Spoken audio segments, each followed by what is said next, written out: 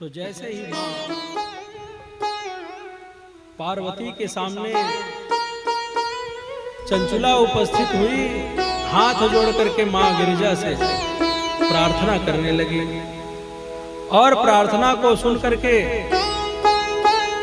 मां अत्यंत गदगद भाव में प्रसन्न होकर के उनको ऐसा प्रेम कर रही है जैसे कोई अपनी सखी को प्रेम करती है। और सखी को प्रेम करती है, ऐसा प्रेम देख करके चंचुला सोचने लगी कि मेरे पति का उद्धार हुआ है कि नहीं। मैं आज सुखपूर्वक इस स्थान पर पहुंच गई जहां पर साक्षात भोले बाबा और मां पार्वती विराजमान है। उनके चरणों में मुझे स्थान मिल गया। तो मेरे स्वामी का क्या है, कौन सी स्थिति में मेरे स्वामी हैं। देखिए, माताओं का जो स्वभाव है वो पुरुषों से कहीं न कहीं इसीलिए श्रेष्ठ कहा जाता है क्योंकि इनके जो स्वामी थे, इनका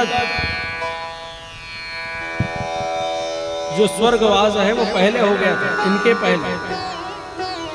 उसके बाद चंचुला की मृत्यु हुई और जब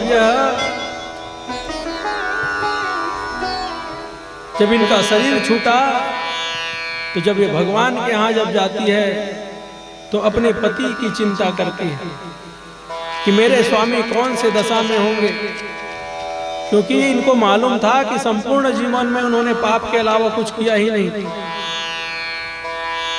तो मां पार्वती के सामने इन्होंने प्रश्न कर दिया कि हे मां, मैं अपने स्वामी के बारे में जानना चाहती हूं, वो कौन सी दशा में है। तो मां पार्वती ने ध्यान लगा करके देखा और जैसे ही ध्यान लगा करके देखा तो विंध्य पर्वत में एक बहुत विशालकाय पिशाच बैठा है। वो पिशाच कैसा है, वो कभी रोता है, कभी नाचता है, कभी हंसने लगता है। उसको बहुत तेजी से भूख भी लगी है लेकिन वो कुछ खा नहीं पा रहा है। उसको अत्यंत प्यास लगी है लेकिन वो कुछ प्यास को मिटाने के लिए कोई जल पान नहीं कर पा रहा है। अत्यंत दुखी है, शरीर का कोई भान नहीं है, कभी उछलता है, कभी नीचे गिर जाता है, कभी बैठता है, कभी रोता है, कभी हंसता है। ऐसा उस पिशाच का स्वरूप है। और उस स्वरूप को देख करके मां पार्वती भी बहुत दुखी हो गई कि जिसको मैंने सखी का दर्जा दिया उनका स्वामी का ये स्वरूप है। तो जैसे ही चंचुला ने पूछा कि हे मां, मेरे स्वामी के इस स्वरूप से छूटने का अगर कोई उपाय हो तो आप कृपा करके करिए। जिस प्रकार आपने मुझे स्नेह दिया है वैसा ही स्नेह मेरे स्वामी को भी प्रदान करिए। कोई तो ऐसा उपाय होगा। तो मां ने कहा कि देखो सखी, तुम्हारा जो स्वामी है वो स्वामी भयंकर बड़ा पापी है और अपने पाप के प्रभाव से वह पिशाच हो गया है, पिशाचत्व को प्राप्त कर लिया है। कभी रोता है, कभी हंसता है, कभी उछलता है, कभी सो जाता है, भूख प्यास से व्याकुल रहता है। लेकिन अगर वो छूट सकता है तो केवल शिव महापुराण की कथा, उसके नाम से अगर आयोजन हो जाए, वो कथा को सुन ले तो उसका जो पिशाचत्व है वो छूट जाएगा।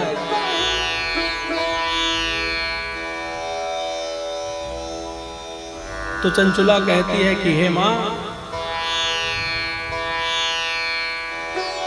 जब वो पिशाच है तो शिव महापुराण की कथा को कौन सुनाएगा? पंडित जी महाराज रहते हैं मृत्यु लोक में, और मृत्यु लोक में रहने वाले जो महाराज हैं वो कैसे उनको कथा सुनाए? और कोई कथा का आयोजन हो मृत्यु लोक में तो हमारे स्वामी अगर वहां जा सके तो वो सुने, लेकिन विंध्य पर्वत पर कौन उनको कथा सुनाए? तो ये बड़ा ही प्रश्न खड़े हो गया।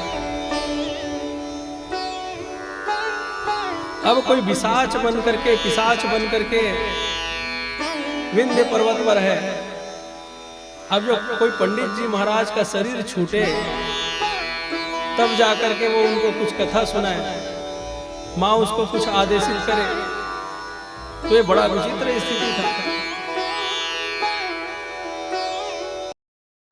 कोई उपाय तो करिए माँ। जब इस प्रकार बार बार प्रार्थना करने लगी तो माँ पार्वती ने एक गंधर्व को बुलाया, तुम्बरु गंधर्व को बुलाया गया, और तुम्बरु गंधर्व को बुलाया गया और कहा गया कि तुम जाओ और विंध्य पर्वत पर जो पिशाच बन करके बिंदु को ब्राह्मण है उसको तुम कथा सुनाओ शिव महापुराण की। तो तुम्बरु ने दिव्य विमान पर सवार होकर के उस विंध्य पर्वत में गया और जाकर के उस तुम्बरु को, जो कभी रोता है, कभी हंसता है, कभी गाता है, कभी चिल्लाता है, ऐसा जो व्यथित स्वभाव वाला था, उस तुम्बरु को कथा सुना रहे हैं। और जैसे ही कथा सुनाए तो जैसे आप लोग बैठे हैं वैसे बैठ करके वो कथा नहीं सुन रहे थे, वो कभी उछल पड़ता, कभी रोने लगता। तो ऐसे स्थिति में उसको कैसे कथा सुनाया जाए? तो तुम्बरु गंधर्व ने उसे बांध करके, कथा सुनने में उनका मन भी नहीं लग रहा था, तो उनको बांध करके कथा सुनाया गया। धुंधकारी को तो अपने मोक्ष की चिंता थी। गोकर्ण जी महाराज जब गया श्राद्ध करके अपने घर में आए तो धुंधकारी कहते हैं कि मैं तुम्हारा भ्राता हूं और मेरा उद्धार कुछ करो।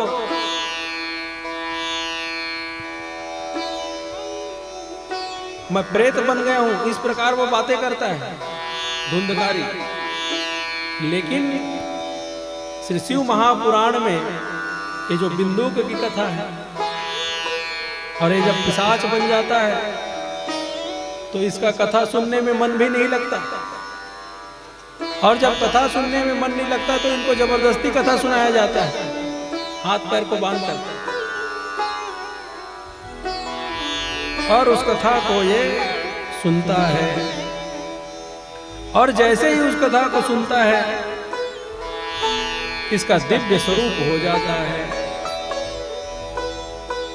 एक सुंदर विमान आ जाता है, उस विमान पर बैठ करके सीधे शिव लोक में यह चला जाता है। बोलिए श्री शिव महापुराण की जय। और उस स्थान पर पहुंच जाता है जहां पर चंचुला था। भोले बाबा के सामने उपस्थित हो जाता है, प्रणाम करता है।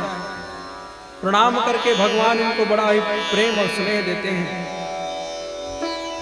और चंचुला को तो सखी ही बना लिया मां ने।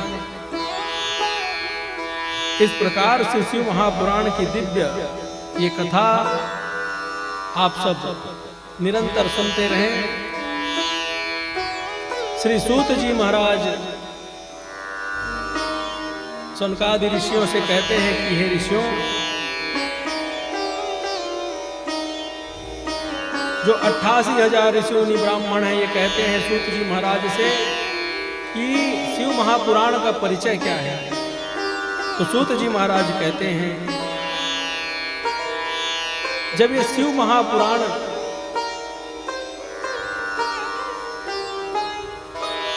सबसे शुरू में इसमें 1 लाख श्लोक थे, और उससे पहले तो कहा गया कि करोड़ों श्लोक थे, लेकिन 1 लाख श्लोक जब भोले बाबा ने इसको रचा उस समय 1 लाख श्लोक था। उसके बाद व्यास जी महाराज ने इस कलयुग के प्राणियों के ज्ञान को, समय को, बौद्धिकता को ध्यान में रखते हुए 1 लाख श्लोकों की संख्या को संक्षिप्त करके उनको 24,000 श्लोकों में परिणित कर दिया। बोलिए श्री शिव महापुराण की।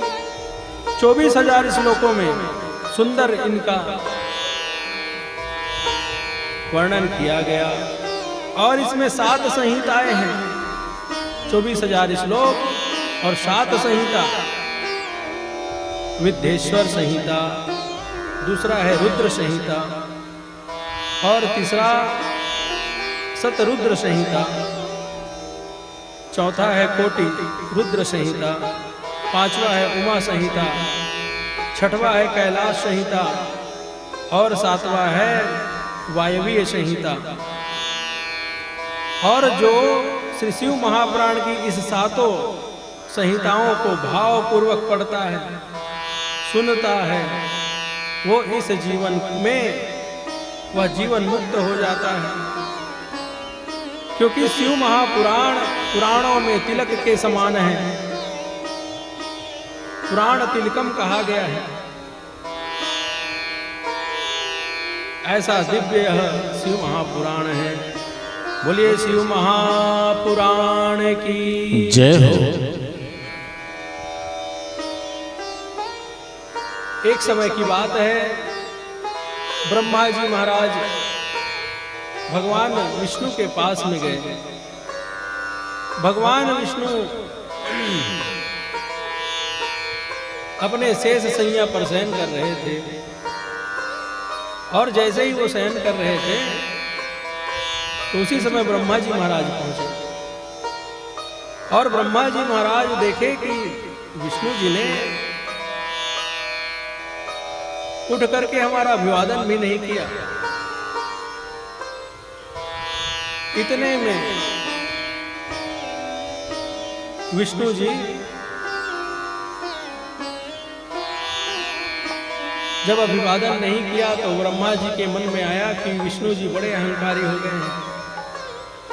इनके मन में यह भावना आ गई है कि हमसे ये बड़े हैं, हम विधाता हैं, हम ब्रह्मा हैं,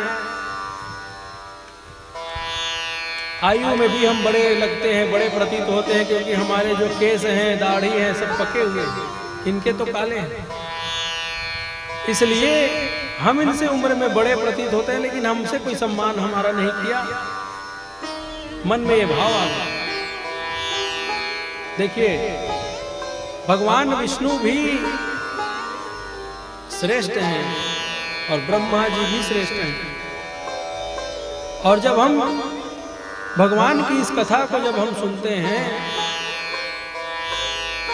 तो हमारे मन में ये भाव आ जाता है कि भगवान भी बड़े छोटे होने के लिए लड़ते हैं। संसारिक व्यक्ति कहे कि मैं तुमसे बड़ा हूं, तुम मुझसे छोटे हो, तो बात समझ में आती है। लेकिन भगवान भी अगर इस बात में अगर युद्ध करने लग जाए, लड़ने लग जाए, तो हम सबके मन में ये विस्मय उत्पन्न हो जाता है। तो शिव महापुराण की कथा हमें बताती है कि भगवान का जो संपूर्ण चरित्र है वो कहीं न कहीं हम भक्तों के लिए भगवान के कोई न कोई लीलाओं को हमें प्रदान करने के लिए वो कथा होती है। भगवान के कोई चरित्र को प्रकाशित करने के लिए कोई ऐसी लीलाएं कि जो ब्रह्मा जी हैं, ये विष्णु जी हैं, कर देते हैं। तो ब्रह्मा जी को लगा कि मेरा अपमान कर दिया, और विष्णु जी को लगा कि ब्रह्मा जी को अभिमान हो गया है कि ये हमसे बड़े हैं। इतने में दोनों में ये परस्पर बातें होने लगी।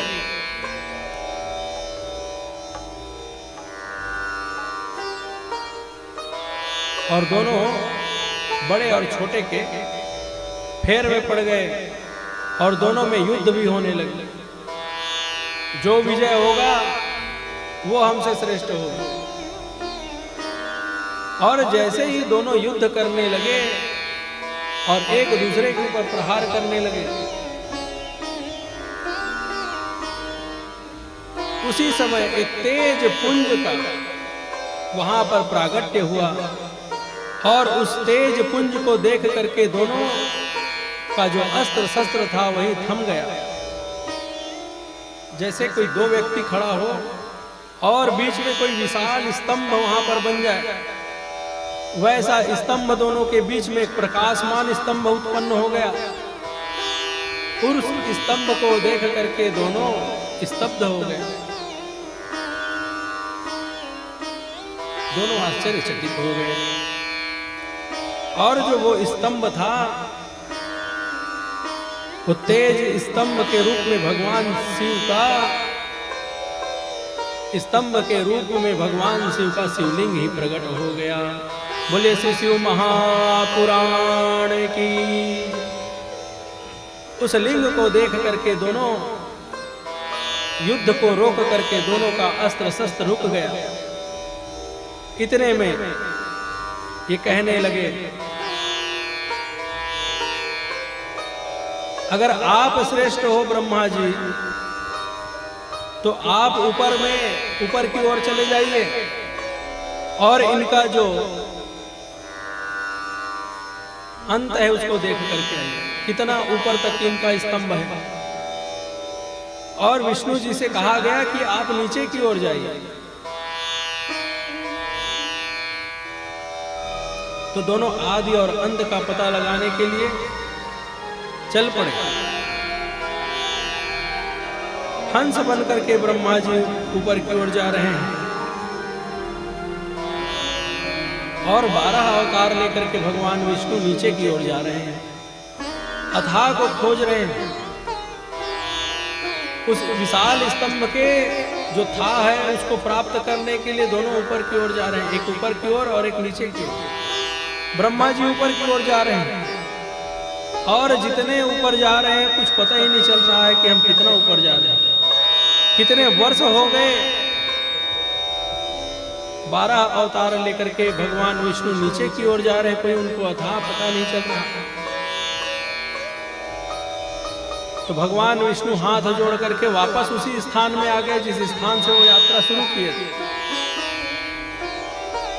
इतने में ब्रह्मा जी ऊपर की ओर जा रहे थे और ऊपर की ओर जैसे जा रहे थे कि उन्होंने देखा कि एक केकटी का पुष्प ऊपर से नीचे की ओर गिर रहा था। उसको ब्रह्मा जी ने देख लिया और ब्रह्मा जी ने जैसे देखा पुष्प से कहा कि आप कब से नीचे की ओर गिर रहे हो। तो केकटी का पुष्प ब्रह्मा जी से कहता है कि हे भगवान, हम तो पता नहीं कब से गिर रहे हैं और उस अनंत परमात्मा के पार को कौन पा सकता है। इतने में ब्रह्मा जी ने उनको समझौता कर लिया कि देखो, हम इसका अंत है उसको प्राप्त करने के लिए ऊपर की ओर जा रहे थे और हमें तो अंत अभी तक मिला नहीं है और तुम कह देना कि हम अंत को देख करके आए हैं। क्योंकि विष्णु जी अगर हमसे पूछेंगे कि ब्रह्मा जी ने जब ऊपर की ओर जा करके देखा उसी समय आप ऊपर से नीचे आ रहे थे, तो क्या ब्रह्मा जी ने इस स्तंभ के थाह को देखा है? तो केतकी पुष्प से ब्रह्मा जी ने कहा कि तुमने कह देना कि हाँ, ब्रह्मा जी ने उस अंत का पता लगा दिया। तो केतकी का पुष्प कहता है ब्रह्मा जी से कि मुझे क्या प्राप्त होगा और आपको क्या प्राप्त होगा। तो ब्रह्मा जी कहते हैं कि देखो, मुझे तो श्रेष्ठ होने का दायित्व मिल जाएगा, समाज में प्रतिष्ठा मिल जाएगी, और तुम्हें भी मैं माला माल कर दूंगा, क्योंकि मुझे अगर कुछ प्राप्त होगा तो मैं तुम्हें भी प्रदान करूंगा। इस प्रकार दोनों में समझौता होगा और भगवान विष्णु के सामने आ गए। और जैसे ही भगवान विष्णु से कहा कि ब्रह्मा जी ने उस था को, उस अंत को देख करके इस स्थान पर आ गए हैं, तो भगवान विष्णु ने सुंदर थाल सजा लिया और ब्रह्मा जी की पूजन करने के लिए थाली में आरती लेकर के जैसे ही उपस्थित हुए, भगवान शिव रुद्र रूप में प्रकट हो गए। बोलिए रुद्र भगवान की। वहां पर भगवान प्रकट हो गए और प्रकट हो करके ब्रह्मा जी के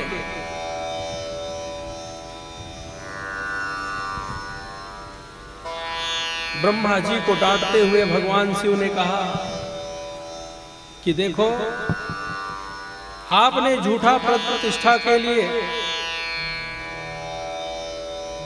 भगवान विष्णु को नीचा दिखाने के लिए तुमने यह लीला को रचा, झूठ बोला, इसलिए तुम्हें अवश्य दंड मिलेगा। भगवान अत्यंत क्रोधित हो गए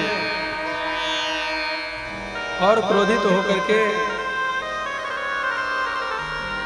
ब्रह्मा जी के एक सिर को ही वहीं पर काट दिया और ब्रह्मा जी चतुर्मुखी ब्रह्मा हो गए। और केतकी पुष्प को भी भगवान ने अपने ऊपर चढ़ने से वर्जित कर दिया। तो केतकी पुष्प भी भगवान से हाथ जोड़ करके प्रार्थना कर ली और जैसे ही प्रार्थना करी तो भगवान ने कुछ उनको ढीला, कठोरता ज्यादा नहीं किया। उनसे कहा गया कि अब विशेष श्रृंगार सब पुष्पों का हम पे हो तो उस समय हम तुमको स्वीकार करेंगे। इस प्रकार केतकी पुष्प को भी डांटते हुए भगवान ने तज दिया और भगवान विष्णु के ऊपर प्रसन्न हो गए, क्योंकि भगवान विष्णु ने सत्य का सहारा लिया।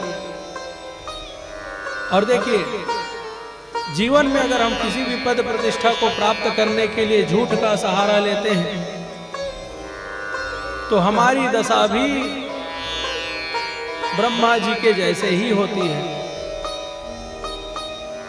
इसलिए अगर हमें अपने जीवन में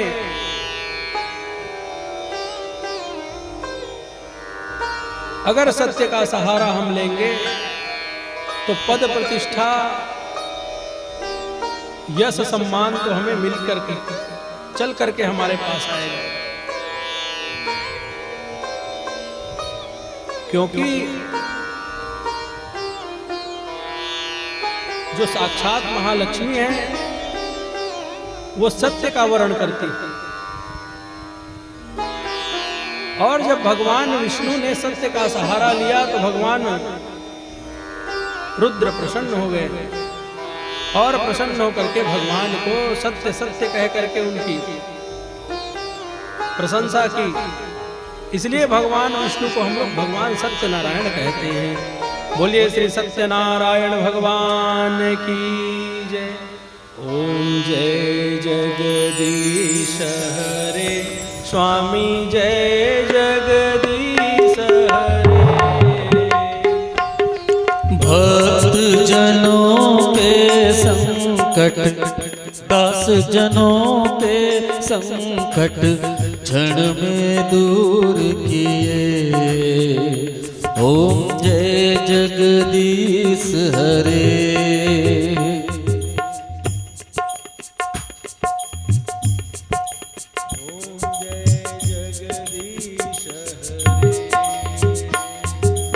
जो ध्यावे फल पावे, दुख बिन से मन का, स्वामी दुख बिन से मन का। सुख संपत्ति घर आवे, दुख दारिद्र मिट जावे, कष्ट मिटे तन का।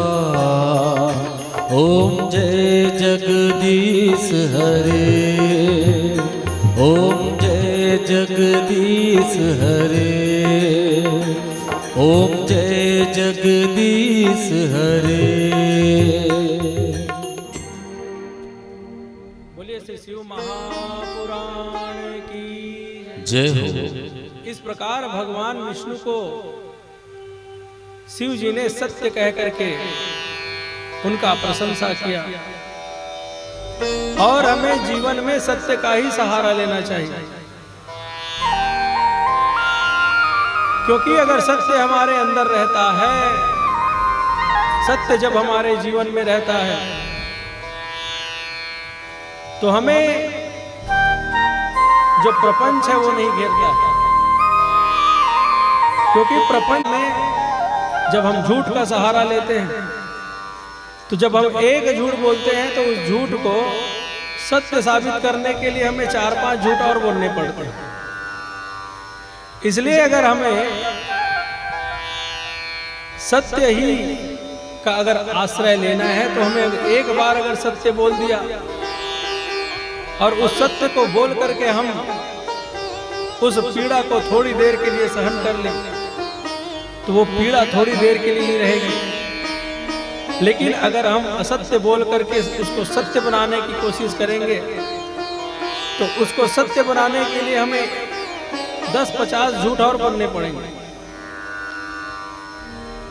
इसलिए जो व्यक्ति झूठ बोलता है, उसके वाणी में जो ब्रह्मत्व होती है वो समाप्त हो जाती है, और जो व्यक्ति सत्य बोलता है उसकी वाणी में ब्रह्मत्व की निवास होती है। जो व्यक्ति अधिक बोलता है, क्योंकि हमें संयमित व्यवहार करना चाहिए मानव जीवन में, घर में, गृहस्थ में, समाज में, हम जहां भी रहें, हमें एक श्रेष्ठ आचरण करना चाहिए। और जो व्यक्ति जितना श्रेष्ठ जिनका दिनचर्या होता है, वो व्यक्ति का ब्रह्मत्व उतना ही मजबूत होता है। एक व्यक्ति को मैंने देखा,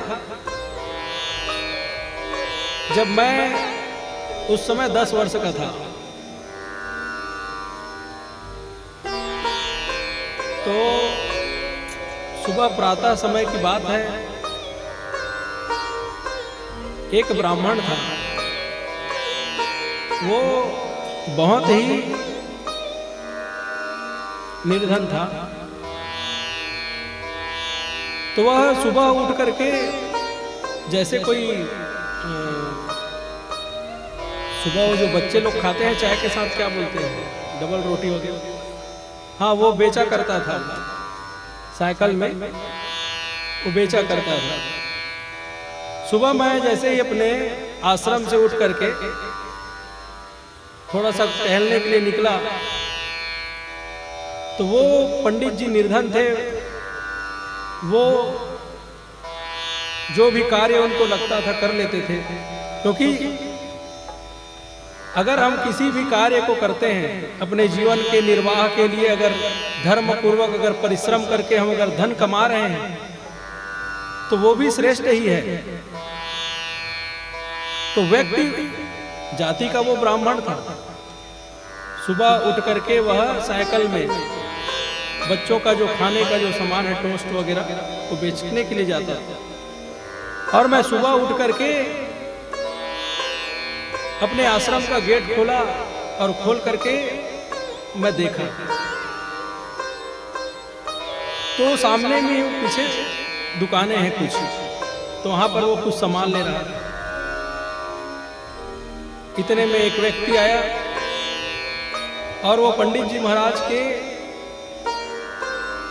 जो सामान वो बेचने के लिए रख रहा था उसमें से कुछ सामान उसने उठा के अपने पास रख लिया, और उठा करके अपने पास रख लिया। पंडित जी महाराज जब देखे तो उनका विरोध किया। बोले मैं दिन भर में जब मेहनत करूंगा तब 50 रुपए कमाऊंगा या 100 रुपए कमाऊंगा, और तुमने अभी से ही 100 रुपए का सामान मेरा रख लिया, मेरा नुकसान हो गया। वो विरोध किया। तो जैसे ही विरोध किया तो मैं वहीं सामने खड़ा था, मैं देख रहा था। तो उस व्यक्ति ने उस पंडित जी को के ऊपर प्रहार कर दिया, और जैसे ही प्रहार किया, पंडित जी बेचारे कमजोर थे, कुछ नहीं कर पाए, और उसको धमका के वो चला भी गए। लेकिन शाम को ही उस व्यक्ति का मेरे पास खबर आया। किस व्यक्ति का? जो व्यक्ति उससे डबल वो छीना था, उस व्यक्ति का खबर आया कि वो व्यक्ति कहीं जा रहा था, और जा करके उसका ऐसा हो गया। कहने का अर्थ यही है कि हमको सत्य का ही सहारा लेना चाहिए। किसी व्यक्ति का धन हमें फ्री में नहीं चाहिए, किसी व्यक्ति का अपमान हमें कदापि नहीं करना चाहिए, क्योंकि आत्मसम्मान का अगर कोई किसी का अपमान कर देता है, भगवान कहते हैं कि मैं सब कुछ बर्दाश्त कर सकता हूं, अपने भक्त का अपमान बर्दाश्त नहीं करता। तो हमें ये बात को निरंतर ध्यान में रखना चाहिए कि किसी का अपमान ना हो जाए, किसी के पराया धन को हम ना ले लें, किसी व्यक्ति का हमसे कोई अपराध ना बन जाए। ये हमें निरंतर ध्यान में रखना चाहिए, और जो व्यक्ति जितना श्रेष्ठ है उसको उतना ध्यान रखना चाहिए, क्योंकि भगवान की कृपा से अगर आपके पास सब कुछ है, उसके बाद भी अगर आप कुछ लेने का विचार करते हैं तो इसका परिणाम भी भयंकर होता है। इसलिए भगवान श्री सत्यनारायण का ही हमें अनुसरण करना चाहिए, सत्य का पालन करना चाहिए।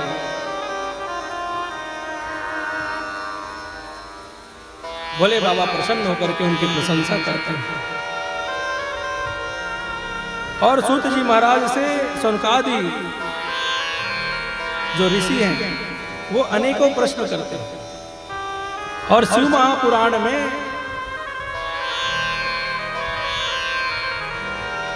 भोले बाबा अनेक चरित्रों को मां पार्वती को सुनाते हैं, और पार्वती जी को सुनाते हैं। पार्वती जी से जब पार्वती जी को सुनाते हैं भगवान शिव महापुराण की कथा को, तो वो कथा को नंदीश्वर जी सुन लेते हैं, और नंदीश्वर महाराज मंदराचल पर्वत में सनत कुमारों को यह कथा सुनाते हैं। ये सनत कुमार कौन है? कथा मात्रेण जीवन, जिनके जीवन में कथा के अलावा कुछ है ही नहीं। ये निरंतर 5 वर्ष की आयु में ही रहते हैं, इनकी आयु न कभी घटती है न बढ़ती है। और कहते हैं कि जो ब्रह्मत्व का पालन करते हैं, ब्रह्मचर्य का पालन करते हैं, उनका जो उम्र है वो थम जाता है। तो जिस प्रकार नंदीश्वर महाराज का, जैसे भगवान शंकर का जो नंदी है कभी बूढ़ा होता ही नहीं। आप लोग कभी देखे होंगे भगवान शंकर के जो नंदी है वो कभी बूढ़े होते हैं? नहीं होते हैं, क्योंकि वो निरंतर कथा में रहते हैं। और जिस प्रकार जो सनत कुमार हैं, इनके लिए शब्द लिखा गया है पुराणों में, कथा मात्रेण जीवन, कथा के अलावा वो कुछ करते ही नहीं। ये जो सनत कुमार है, सनक सनंदन सनातन सनत कुमार, ये 4 भाई हैं। निरंतर कथा ही करते रहते हैं। अब चारों भाई कथा वाचक हैं, तो श्रोता कौन है? तो कहते हैं कि श्रोता अगर कोई ना मिले तो चारों भाइयों में से एक जने कोई वक्ता बन जाते हैं और 3 जने श्रोता बन जाते हैं। तो कथा प्रेमी जो होता है, चाहे वो वक्ता हो चाहे वो श्रोता हो, अगर कथा के प्रति अगर उसको प्रेम है तो वो हर परिस्थिति में कथा को आनंदित होकर के सुनेगा। जब हम लोग 2-4 कथावाचकों की ऐसा स्वभाव देखने को मिलता है कि 2-4 कथा हम लोग जब कर लेते हैं तो हमारे मन में यही भाव हो जाता है कि हम तो कथावाचक है भैया, हम क्या दूसरे की कथा सुनेंगे। लेकिन हमें सनत कुमारों से यह शिक्षा लेनी चाहिए कि समय आए तो आप कथा भी करो, लेकिन समय आए तो आपको बैठ के सुनना भी चाहिए। अभी जब हम लोग सती चरित्र को सुनेंगे तो उस समय भोले बाबा का जो उदात्त चरित्र है उसको आप सब सुनेंगे। उसमें भोले बाबा जो स्वयं रामचरितमानस के रचयिता है वो नीचे बैठ करके कथा सुनते हैं कुंभज ऋषि से। तो भगवान स्वयं अगर कोई ऋषि से नीचे बैठ करके कथा सुन रहे हैं तो ये एक नम्रता कथावाचकों में होनी चाहिए। कथा प्रेम जब रहता है तो बैठकर जरूर सुनता हूं।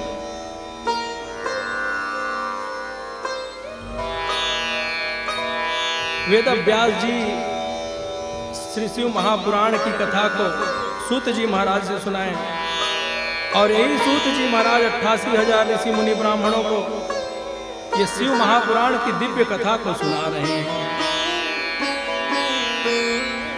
कितना सुंदर यह चरित्र है।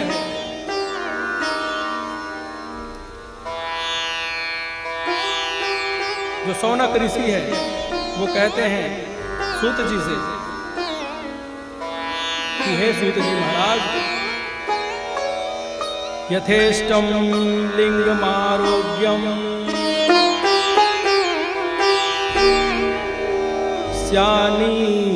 स्यानित्यमर्चनम पार्थिवेन तथाप्येन तेजसेन यथा रुचि। सौनक जी कहने लगे सूत जी महाराज से, लिंग की प्रतिष्ठा कब करनी चाहिए और किस प्रकार करनी चाहिए, उसका लक्षण क्या है, किस देश काल परिस्थिति में इसका पूजन करना चाहिए, किस प्रकार अर्चन करना चाहिए। इस प्रकार सूत जी महाराज से कहते हैं, क्योंकि सूत जी महाराज पुराणों के वेत्ता हैं और उस पुराण के वेत्ता से सौनकादि ऋषि, क्योंकि शिवजी की कृपा उनके ऊपर है। चलो भोले बाबा के द्वारे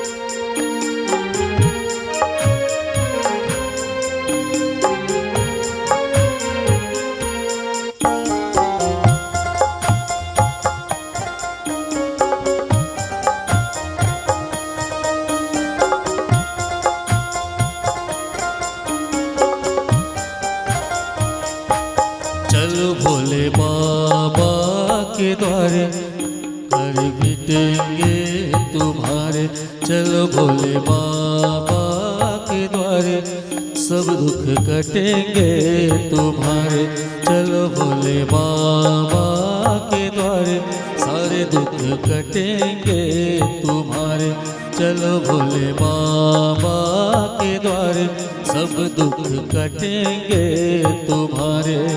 भोले बाबा, भोले बाबा, भोले बाबा, भोले बाबा, भोले बाबा, भोले बाबा, भोले बाबा, भोले बाबा, चलो भोले बाबा के द्वारे, सब दुख कटेंगे तुम्हारे, चलो भोले बाबा के द्वारे, सब दुख कटेंगे तुम्हारे।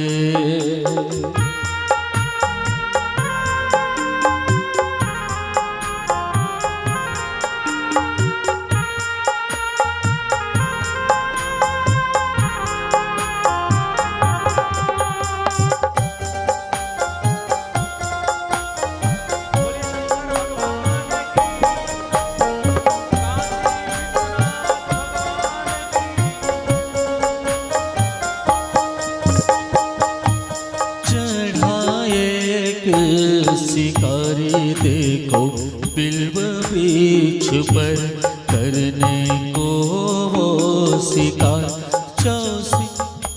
शिव चौदस की पावन रात थी, अनजाने में हुआ प्रहरी पूजा संस्कार, हुए बाबा प्रकट बोले मांगो वरदान, मांगो मांगो वरदान, दर्शन कर शिकारी को आया वैराग्य ज्ञान, आया वैराग्य ज्ञान, कर बध करवा बोला, कर बध करवा बोला, तो मुझे भक्ति वरदान, मुझे भक्ति वरदान, बने बाबा उसके सहारे, सब दुख कटेंगे तुम्हारे, चलो भोले बाबा के द्वारे, सब दुख कटेंगे तुम्हारे।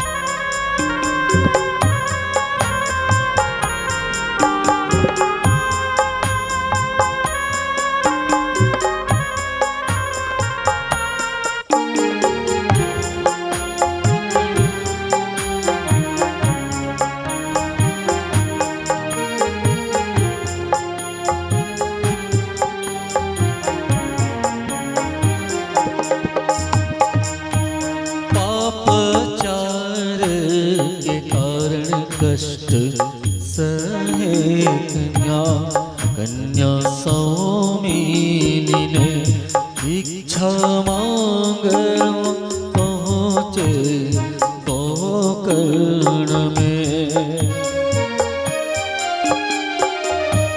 बिल्व पत्र अनजाने में फेंका सिंह पे, बिल्व पत्र अनजाने शिवलिंग में, पुण्य शिवरात्रि व्रत का ऐसा पाया उसने दान, ऐसा पाया उसने दान, महिमा से शिव की,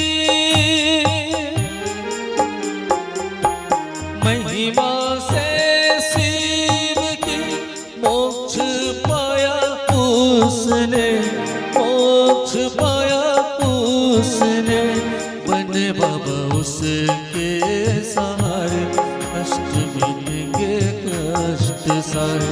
चलो भोले बाबा के द्वारे, सब दुख कटेंगे तुम्हारे। भोले बाबा, भोले बाबा, भोले बाबा, भोले बाबा, भोले बाबा, भोले बाबा, भोले बाबा, भोले बाबा, भोले बाबा, भोले बाबा। चलो भोले बाबा के द्वारे, सब दुख कटेंगे तुम्हारे। चलो भोले बाबा के द्वारे, सब दुख कटेंगे तुम्हारे, सब दुख कटेंगे तुम्हारे, सब दुख कटेंगे तुम्हारे। बोल बाबा महेश्वरनाथ की हर हर महादेव।